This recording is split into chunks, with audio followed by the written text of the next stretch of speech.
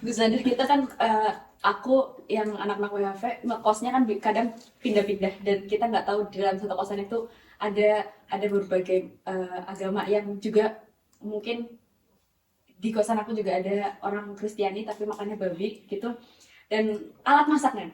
Nah, aku nggak tahu alat masak yang mana yang dia pakai. Tapi saya melihat ada bungkus daging babi di situ. Sampai sekarang nggak tanya karena saya takut jika tanya maka akan berbuah si hukum itu gitu. Terus saya biarkan, tapi makin merasa bersalah, makin merasa wah ini was-was, nggak tahu mana yang suci. Terus kalau maupun mensucikan semuanya main repot gitu. Bagaimana Gus Nadir? Karena itu akan continuous, pasti ketika dia makan babi, Iya, terus kamu udah membersihkannya lagi, dia makan lagi. Nah, jadi sekarang pertanyaannya adalah apakah daging babi itu najis atau bukan? Tanya dulu. Kalau itu najisnya najis apa nih? Kita cara membersihkannya gimana? Gitu. Nah, ada yang mengatakan bahwa daging babi itu dikiaskan dengan anjing. Dia sama-sama haram, terus sama-sama najis. Karena itu cara membersihkannya pun sama dengan air plus tanah. Ya. Sementara ada lagi yang mengatakan begini, babi itu haram, iya. Tapi apakah dia najis? Tidak ada ayat Quran atau hadis yang mengatakan dia najis. Yang ada itu tadi lewat kias. Gitu. Dengan logika seperti ini. Kalau anjing saja najis, apalagi babi kan gitu kan. Tapi itu kan dalam fikih itu dua hal yang berbeda. Ada sesuatu yang haram, ya, tapi dia belum tentu najis gitu. Sama dengan pertanyaan begini, apakah alkohol itu kan diharamkan, khamar itu diharamkan. Apakah khamar itu najis atau enggak? Tidak. Oh, ada yang bilang itu najis. Oh, tergantung. Gitu. Nah, gitu. Okay. Nah, yang mengatakan bahwa itu najis adalah ya karena dia khamar. Dia sesuatu yang diharamkan. Gitu. Nah, dan kita disuruh menjauhi. Karena itu kan dianggap sebagai rijsun min amali syaiton gitu kan. Jadi itu najis. Yang lain mengatakan khamar itu nggak najis. Kenapa? Karena waktu ayat khamar itu turun bertahap tuh. Turun. Dari awal mengatakan bahwa ada manfaatnya, tapi kejelekannya lebih besar gitu kan. Sampai kemudian kamu jangan minum di saat kamu mau sholat. Karena ada sahabat Nabi, dia mimpin imam sholat bolak-balik ayatnya gitu. Karena dia lagi mabok seperti itu. Nah, sampai ada kemudian suruh berhenti. Jadi begitu ayat yang terakhir berhenti gitu, katakan rijsun min amali syaiton itu, ini perbuatan keji yang diamalkan oleh setan, perbuatan setan. Apakah kamu masih tidak mau berhenti? Umar bin Khattab itu pas ayat itu turun, dia lagi megang. Gitu kan. Apakah kamu mau dilepas? Seperti langsung gitu kayak. Saking patuhnya gitu. Akhirnya apa? Tong-tong isi khamar saat itu di Madinah itu dibuang ke Laut. ke Sungai. bukan ke itu ke jalan. Oke. Sehingga diriwayatkan sekitar 2 atau 3 hari itu banjir khamar. Nah, pertanyaan para ulama fikih begini. Kalau itu najis, kenapa Nabi membiarkan? Berarti 2-3 hari itu orang bisa ngomong najis semua itu. Karena jalan. Iya, kan? Bersentuhan. Emangnya nggak ke masjid, emangnya nggak ke pasar, emangnya nggak kampus itu, ada kampus saat ini. Nah, jadi kemudian udah merasakan itu, sebagai ulama mengatakan kalau itu dia nggak najis. Karena kalau dia najis, tentu Rasul akan melarang itu membuang sembarangan. Nah, sementara itu gentong-gentong itu dibuang ke jalanan jadi banjir. Nah, itu kedapatan. Nah, kembali tadi jadi soal babi tadi. Jadi kan nanti bukan cuma peralatan masak di kos-kosan itu bukan cuma soal dipakai babi, tapi juga dipakai minum. Kayak apa? Nah, balik lagi, apakah khamar itu najis atau enggak? Daging babi juga seperti itu. Nah, katakanlah najis. Gitu, katakanlah najis. Terus najisnya itu sama dengan najis anjing. Katakanlah najis mughaladhah gitu kan. Apakah kemudian membersihkannya itu tidak cukup dengan sabun sekarang? Gitu. Secara sabun sekarang teknologinya Nah, sekarang orang jadi bilang gini, apa alasannya kenapa harus pakai tanah? Masuk juga tanah. Sebagian ulama, seperti misalnya mazhab Maliki itu mengatakan anjing itu suci, dia tidak mata najis. Iya. Mazhab Maliki. Makanya di beberapa daerah Maghribi, yang beberapa mazhab Maliki, anjing itu luas keluar masuk aja. Tapi kalau dijilat, najis. enggak najis. Dijilat, kata mazhab Maliki apa? Tetap harus kita basuh. Kenapa? Nggak tahu apa ilatnya. Ilat atau sebabnya, alasan hukumnya. Itu perintahnya digigit, ya kita ikutin aja. Harus cuci segala macam, gitu kan? Nah, sekarang pertanyaannya, ada yang bilang gitu, kenapa harus tetap dengan tanah? Karena zaman dulu itu ada kandungan tanah itu yang membuat germ di jilatan anjing itu hanya bisa hilang dan seperti itu. Ada yang bilang gitu. Kalau itu kita terima, ya harus berdasarkan data saintifik dong. Apakah jenis tanahnya harus tanah Madinah?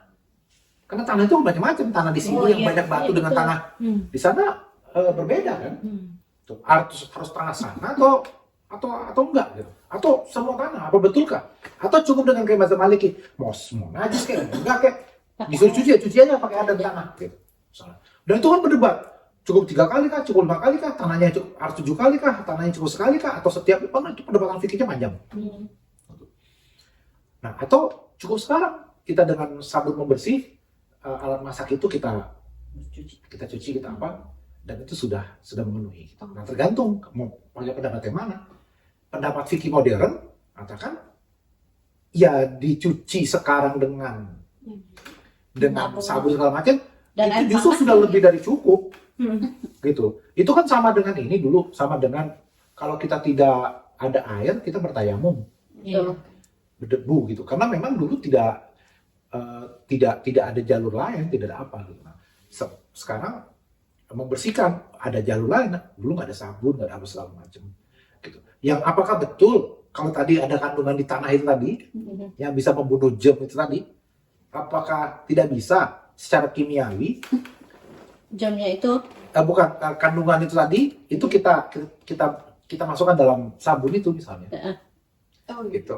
Nah, kenapa? Karena ada sebagian sekarang mengatakan misalnya bersiwak ya harus dari kayu siwak. Bahkan sekarang ada pasta gigi dari kayu siwak. betul. Gitu. Apakah tidak bisa kita ganti dengan Pasta gigi. dengan sikat giginya dan pasta giginya? Oh enggak, di kandungan siwak itu ada mengandung berbagai gitu kan jenis segala macam yang memang sangat berguna dipakai untuk kebersihan mulut segala macam. Nah, apa itu nggak bisa gitu kan? Sama tadi gitu. Jadi logikanya seperti kayak gitu. Nah, buat yang merasa bahwa harus tetap siwak, maka ya sampai sekarang masih ada yang pakai siwak, ya kita hormati. Sebagaimana kalau ada kawan yang ingin tetap membersihkan najis itu dengan pakai tanah, mau tanahnya ngambil di Australia, tanah di mana? Dia seperti itu dalam rangka kecintaan dia kepada perintah Nabil, ya kita hormati. Silakan. Nah, sebaliknya kalau ada yang mengatakan, oh ya udah saya bersihkan, tapi dengan sabun dan segala macam, atau kalau celananya kejilat dengan deterjen, cuci segala macam, gitu ya, cukup, gitu. Ya kita hormati juga ya silakan gitu. Atau malah dia merasa ini bukan najis kok, saya membersihkannya ini ya karena memang saya ingin membersihkannya aja, bukan karena soal najis atau najis. Ya silakan kalau seperti itu. Nah, yang paling enak praktisnya adalah beli piring sendiri. Ya, terus bilang temen, ini saya tuh nggak makan babi, nggak makan apa. Itu. Jadi ini wajar, ini di lemari saya taruhnya ini buat saya yang pakai aja ya. Kamu jangan pakai ya, ini saya beli. Juga nggak mahal harganya. Buat kita pakai sendiri kok, gitu kan. Ya, jadi ya wajarnya, pancinya, Piringnya, sendoknya, gelasnya. Itu udah deh. Atau di keranjang itu gitu.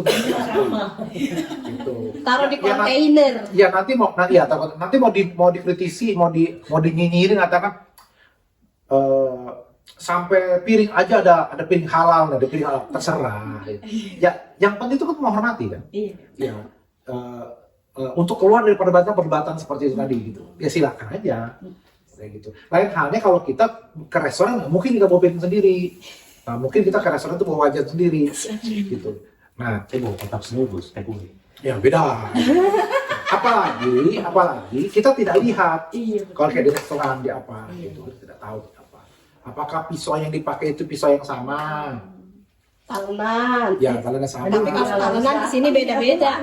Ya, nah sementara kalau yang di rumah kan bisa lebih gampang kan. Termasuk tadi pisaunya apa semua ini pokoknya punya saya ya. Gini.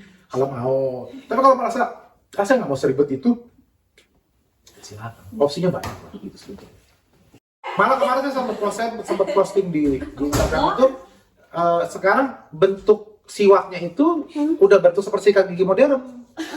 Gitu. Jadi hanya bulu-bulunya itunya sikatnya itu aja yang diambil dari siwak. Jadi cara megangnya, cara apa, termasuk pasta giginya itu dari bubuk siwak itu udah ada. Jadi mereka mencoba memodernkan nilai-nilai yang masih lama. Ya silakan, kalau buat kita ganti aja, pakai pasta gigi yang baru, pakai dental floss, 6 bulan sekali cek ke dentis gitu kan. Tapi mereka masih ingin menjaga itu ya silakan. Sebagaimana juga saya posting juga waktu di Instagram, ada riwayat para sahabat Nabi itu meruqyah diri sendiri itu dengan menyelupkan ayat Quran yang ditulis, taruh ke air dan diminum. Nah sekarang ada perusahaan di Belanda, dia sudah bikin yang bisa larut tintanya itu kemudian baik, halal, aman, dan sudah ada sasetan. Jadi sudah itu lengkap 30 juz itu sasetan. Itu mau diambil, dicelupin. Iya. Tapi itu bisnis loh. Jadi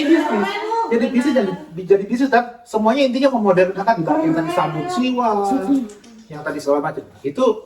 Itu ingin mencoba masih memegang value yang lama, tapi sudah dia modernkan.